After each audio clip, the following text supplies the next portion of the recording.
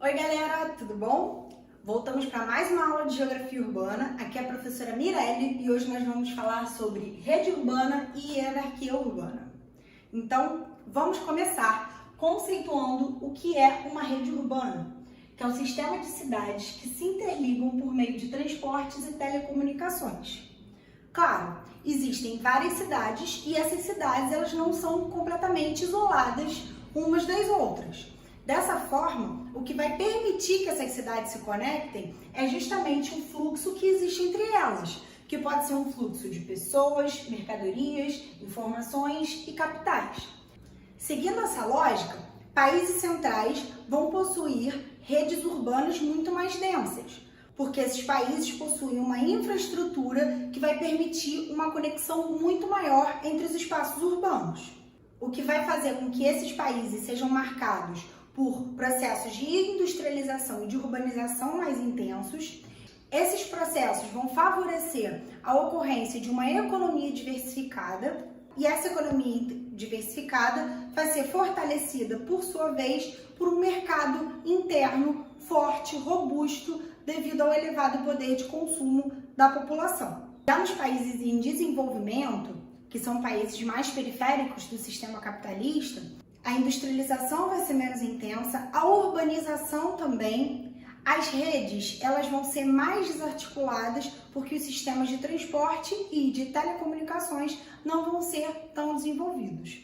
Agora que nós entendemos o que é uma rede urbana e que essa rede ela é composta de diversas cidades, vocês já devem presumir que essas cidades não são todas iguais em relação à sua capacidade de polarização, ou seja, o alcance dos seus fluxos e da sua influência em relação às outras. Mesmo que haja uma diferenciação entre as cidades, isso não impede que exista uma relação entre elas. Essa relação vai consolidar o que a gente chama de hierarquia urbana. Dessa forma, a hierarquia é a relação que se estabelece entre as cidades dentro da rede urbana. Por que hierarquia? Porque quando essa relação foi identificada, a princípio, a relação entre as cidades era uma relação muito rígida, assim como uma hierarquia de um quartel. Ou seja, o inferior só poderia se reportar ao seu superior direto.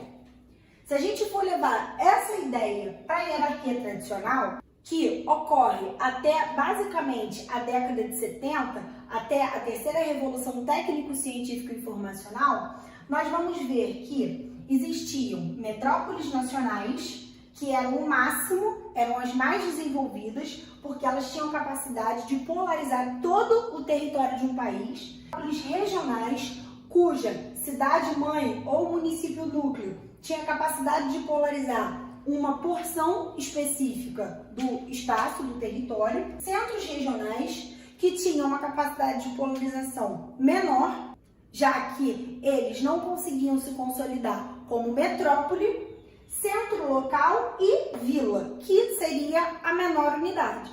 Dessa forma, caso uma pessoa tivesse algum tipo de problema na vila que só pudesse ser resolvido na metrópole nacional, pela pouca eficiência dos sistemas de transporte, o deslocamento dessa pessoa até a metrópole nacional era um deslocamento lento. Qualquer tipo de solicitação que fosse feita à metrópole nacional era uma solicitação que ia demorar muito tempo para chegar, porque provavelmente ela seria feita por uma carta.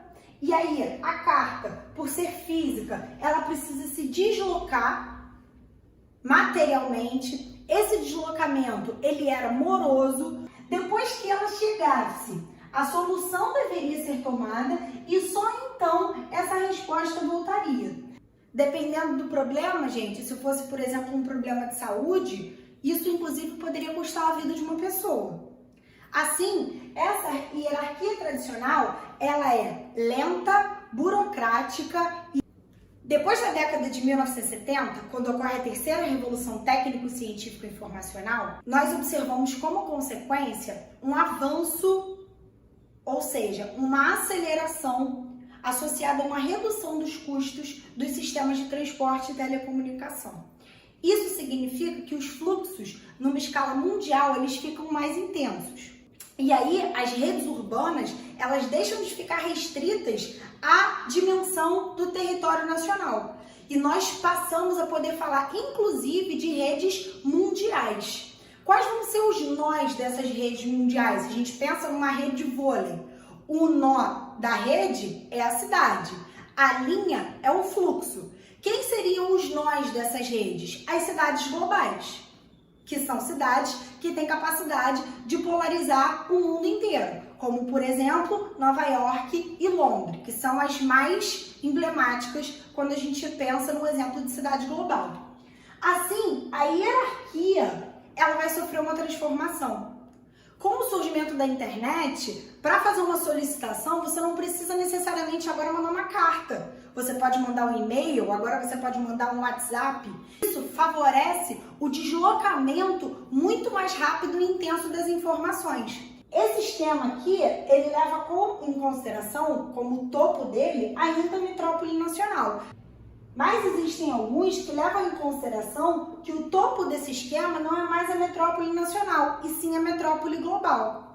Se formos fazer uma análise disso dentro do território brasileiro, São Paulo, que é uma metrópole nacional, ou seja, que tem capacidade de polarizar todo o país, ela também é uma metrópole global. Por quê? Porque ela também tem capacidade de polarizar o mundo todo. É como Nova York? Não, sabemos que São Paulo está num país semiperiférico, então o processo é um pouco diferente, é um pouco inferior a Nova York. É só a gente fazer uma comparação entre a Bolsa de Nova York e a Ibovespa. A Bolsa de Nova York é muito mais forte, não é? Então, isso é um dos aspectos que vai refletir a capacidade de polarização dessa cidade norte-americana. Mas, enfim, o que a gente pode observar nesse esquema? Que ele é um esquema muito mais dinâmico, muito mais conectado, que todas as instâncias conseguem se comunicar. Mirelle, a infraestrutura de todas essas instâncias é igual? Claro que não, né, gente? Uma cidade do interior de São Paulo, ela não vai ter a mesma infraestrutura que o Rio de Janeiro ou que o próprio centro de São Paulo. E assim, nós fechamos a aula de hoje falando sobre rede e hierarquia urbana. Espero que vocês tenham entendido. Um super beijo e se cuidem. Até a próxima!